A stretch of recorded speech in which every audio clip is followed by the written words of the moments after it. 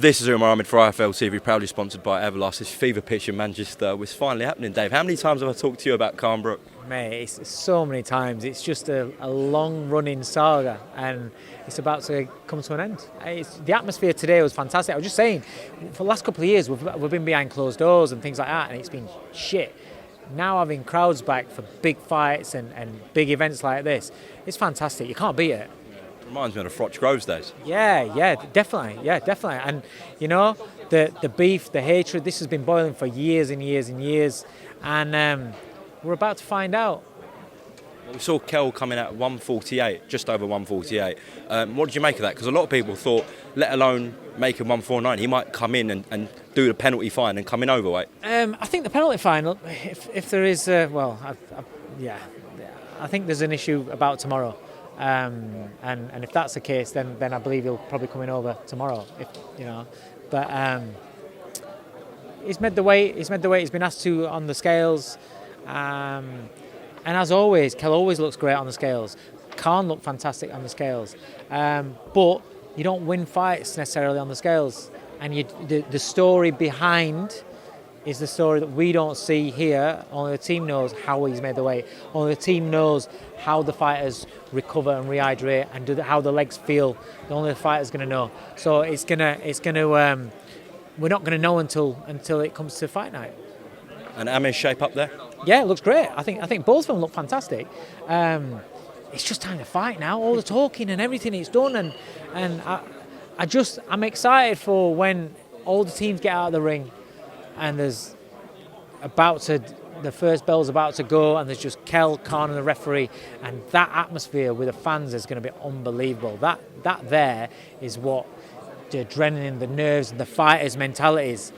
They've got to hold the nerve then, and then we got to work and we see what happens. And I genuinely don't know what's going to happen. There's so many different ways you can look at this fight, and you can look at it and say, yeah, but this man's got this advantage, this man. But we're going on the past. Even recent fights, they're still 2.5 years ago. You still don't know how, you know what I mean? And Kell getting stopped by Terence Crawford, looking a shell of himself.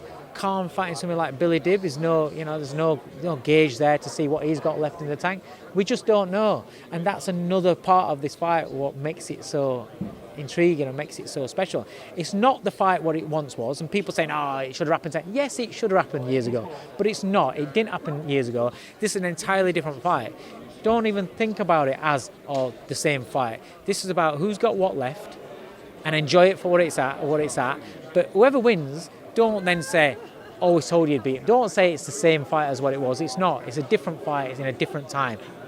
Well, they're both very well known, and you don't know who's going to win, so it will sell. Yeah, 100%.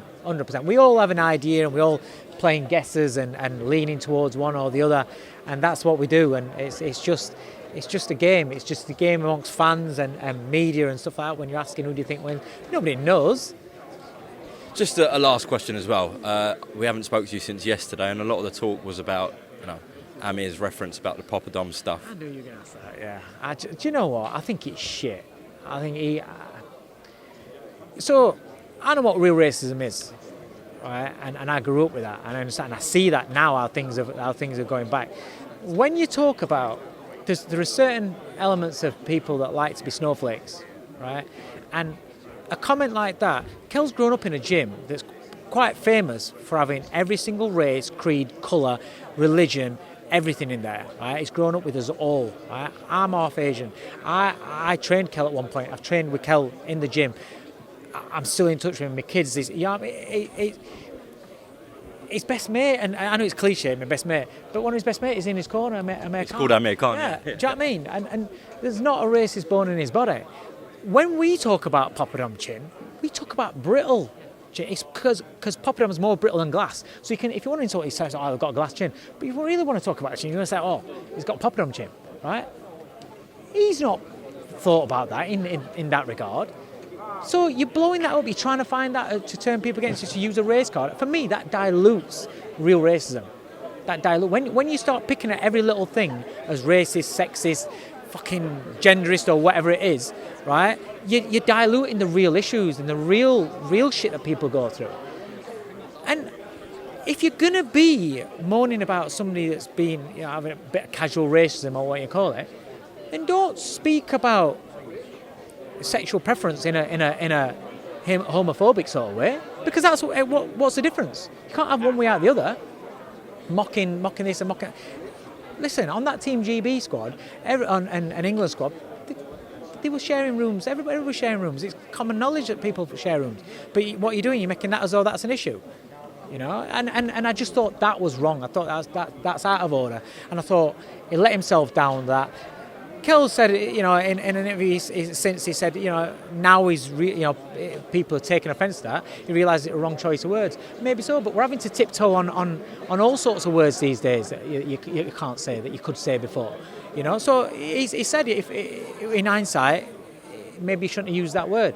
Fair enough, but Khan's not said anything about what he brought up and what he spoke about. Whatever anyone's preferences, whether it's a religion or sex or anything like that, it's got fuck all to do with anybody else.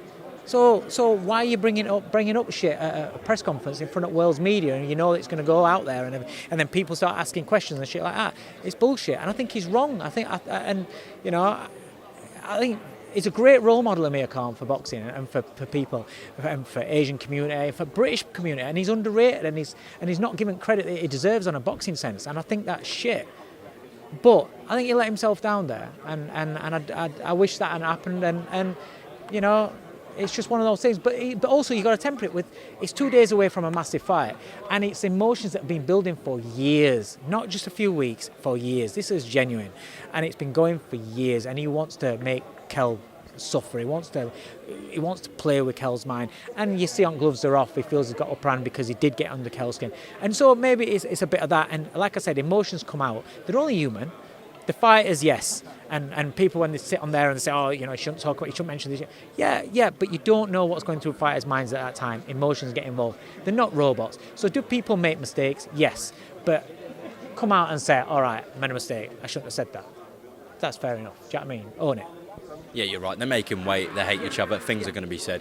But tomorrow we find out what actually happens between Khan and Brook. Dave Coldwell, thank you very much for your time, and enjoy tomorrow night ringside, all right? I cannot wait, and the atmosphere is going to be brilliant. It's going to be brilliant. Buy your damn pay-per-view.